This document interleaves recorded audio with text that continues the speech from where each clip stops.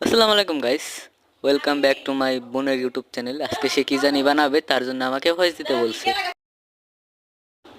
আজকে গরুর মাংস অন্যরকমভাবে মজার একটা রান্না করব। এখানে আমি 2 কেজি গরুর মাংস নিয়ে নিয়েছি। অল্প কিছু উপকরণ দিয়ে কিন্তু আপনারা খুব সুন্দর একটা পারফেক্ট একটা গরুর মাংস রান্না করতে পারবেন।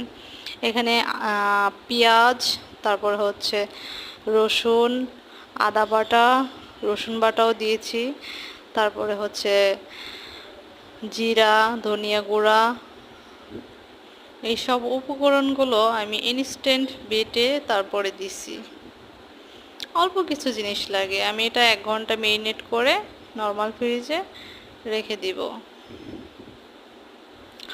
অল্প কিছু উপকরণ দিয়েই কিন্তু খুব মজার একটা রেসিপি তৈরি করা যায় গরু মাংস দিয়ে। যাদের ভালো লাগে এরকম করে খেতে পারেন।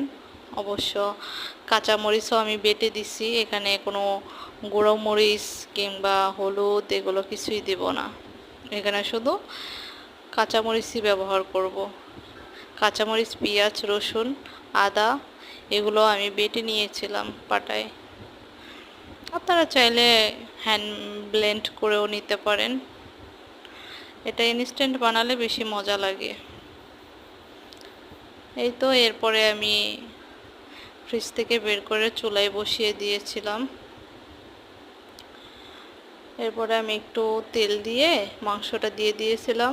একটু হালকা একটু করে নেব, ভেজে নেব।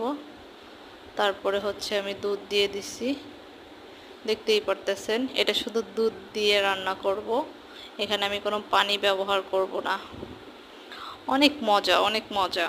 এরা এই রেসিপিটা করার পরে আমি ফার্স্ট করছি এবার। সো এটা খাওয়ার পরে সবাই, বাসার সবাই বলতেছে এত মজা, মানে জাস্ট বলার কিছু নাই। খুব মজা হয়েছিল। বাসার সবাই খেয়ে বলতেছিল অনেক মজা। এই দেখেন মাংসগুলো কি সুন্দর সেদ্ধ হয়ে গেছে। আমি কিন্তু এখানে পানি ব্যবহার করিনি, দুধ দিয়ে কিন্তু রান্না করছি, সাদা করে রান্না করছি। এটা কিন্তু অনেক টেস্ট। একটু ঝাল বেশি দিলে মজা বেশি লাগে। আপনারা চাইলে কাঁচামরিচের ঝাল কমিয়ে বাড়িয়ে দিতে পারেন। লবণ টবণ সব কিছু পারফেক্ট হলে একদম টেস্ট হয়, ভালো লাগে। অনেক মজা হয়েছে, আমারও ভীষণ ভালো লাগছে।